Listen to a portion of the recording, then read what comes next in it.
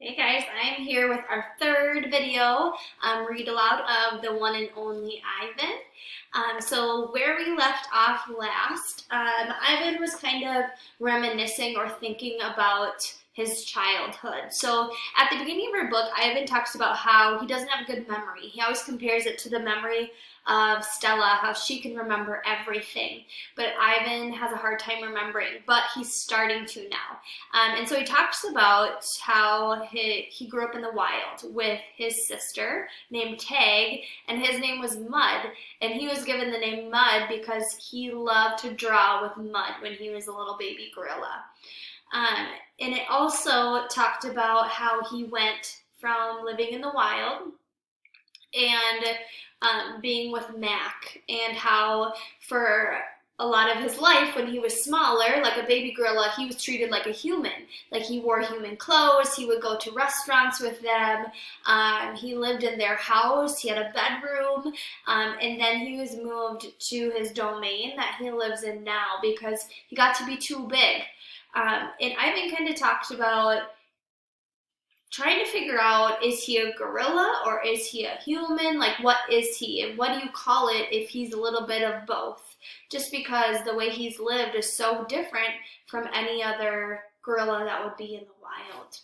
And then we left off on the X's that he had written on his wall. There were 9,876 X's on his wall to represent the number of days he has been kind of in captivity. So he's the time he's been with humans. So the chapter we're going to start off with today is called A Visit. It's almost morning when I hear steps. It's Mac. He has a sharp smell. He weaves as he walks. He stands next to my domain. His eyes are red. He is staring out the window at the empty parking lot. Ivan, my man, he mumbles. Ivan. He presses his forehead against the glass. We've been through a lot, you and me. A new beginning. We don't see Mac for 2 days. When he returns, he doesn't talk about Stella. Mac says he is anxious to teach Ruby some tricks. He says the billboard is bringing in more visitors. He says it's time for a new beginning. All afternoon and into the evening, Mac works with Ruby. Ruby's feet are looped with a rope so that she cannot run. A heavy chain hangs off of her neck. Mac shows her Stella's ball, her pedestal, her stool. He introduces her to Snickers. When Ruby obeys Mac, he gives her a cube of sugar or a bit of dried apple. When she doesn't, he yells and kicks at the sawdust. When George and Julia arrive, Mac is still training Ruby. Julia sits on a bench and watches them. She draws a little, but mostly she keeps her eyes on Ruby. Bob watches too. He's hiding in the corner of my domain under Not Tag. It's raining outside, and Bob does not like damp feet. Ruby trudges behind Mac, her head drooping. Endlessly they circle the ring. Sometimes Mac slaps her flank with his hand. Suddenly Ruby jerks to a stop. Mac pulls the chain hard, but Ruby refuses to move. Come on, Ruby, Mac is almost pleading. What is your problem? She's exhausted, I say to myself. That is the problem. Mac groans. Idiot elephant. Idiot human, Bob mutters. Walk, Ruby, I say, although I know she's too far away to hear me.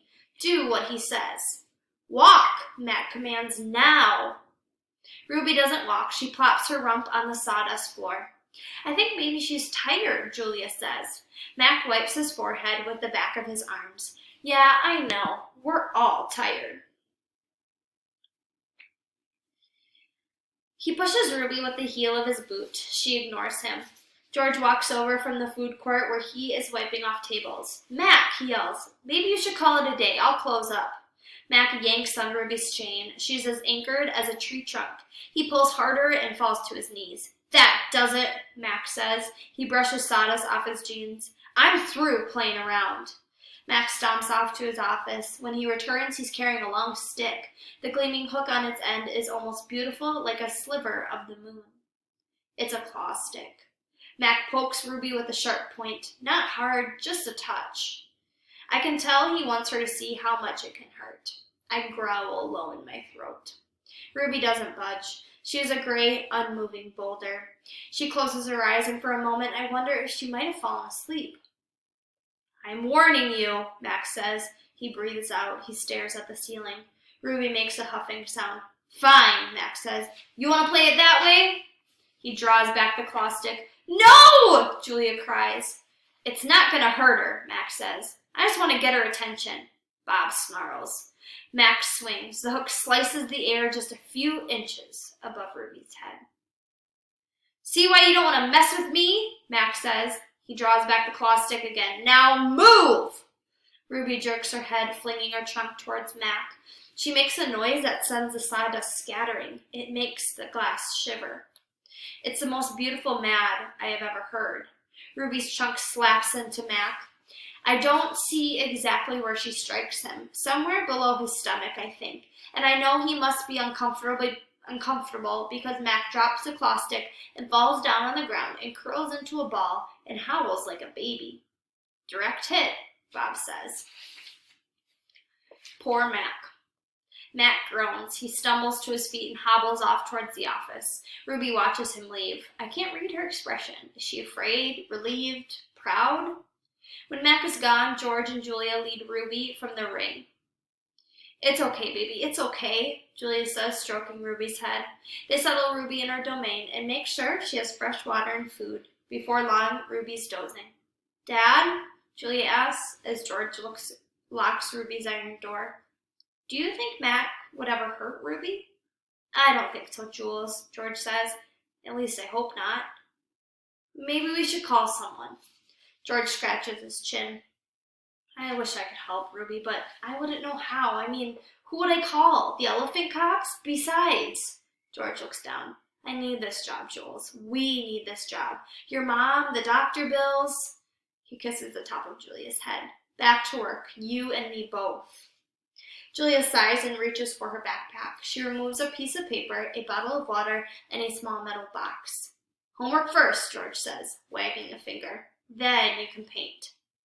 It's for art class, Julia explains. We're doing watercolors. I'm going to paint Ruby. George smiles. All right, then, just don't forget your spelling. Dad? Julia asks again. Did you see Mac's face when Ruby hit him? George nods. Yes, he says solemnly, I did. He shakes his head. Poor Mac. He turns away, and only then do I hear him laughing.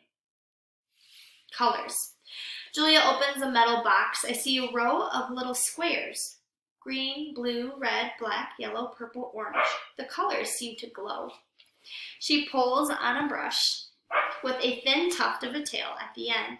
She dips the brush in water and wets the paper, then taps at the red square.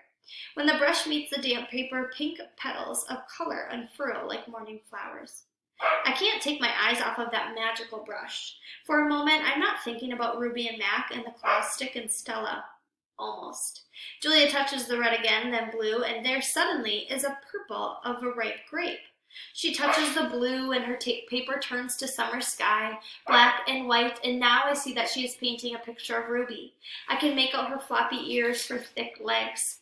Julia stops painting. She takes a few steps back, hands on her hips, gazing at her work. She scowls. It's not right, she says. She glances over her shoulder at me. I try to look encouraging. Julia starts to crumple up the paper and then reconsiders. Instead, she slides it into my cage at the spot where my glass is broken. Here you go, she says. A Julia original. That'll be worth millions someday. Gingerly, I pick up the paper. I do not eat a single bite of it. Oh, hey, I almost forgot. Julia runs to her backpack. She pulls out 3 plastic jars, one yellow, one blue, one red. She opens the jars and an old, not food smell hits my nose. Julia pushes the jars one by one through the opening. Then she slides some paper through.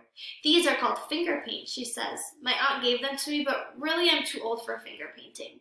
I stick a finger into the red jar. The paint is thick as mud. It's cool and smooth like bananas underfoot. I stick a finger into... Oops, I just read that. I pop my finger into my mouth. It's not exactly ripe mango, but it's not bad.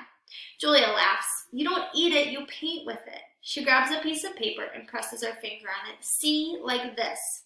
I place my finger on a piece of paper. I lift it, and a red mark is there. I grab a bigger glob from the pot and slap my hand down on the page. When I pull my hand off the paper, it's a red twin stays behind. This isn't like the ghostly handprints on my glass, the ones my visitors leave behind. This handprint can't be so easily wiped away. There's the picture. All right, we're going to stop right there for today. The next chapter that we'll read is called A Bad Dream.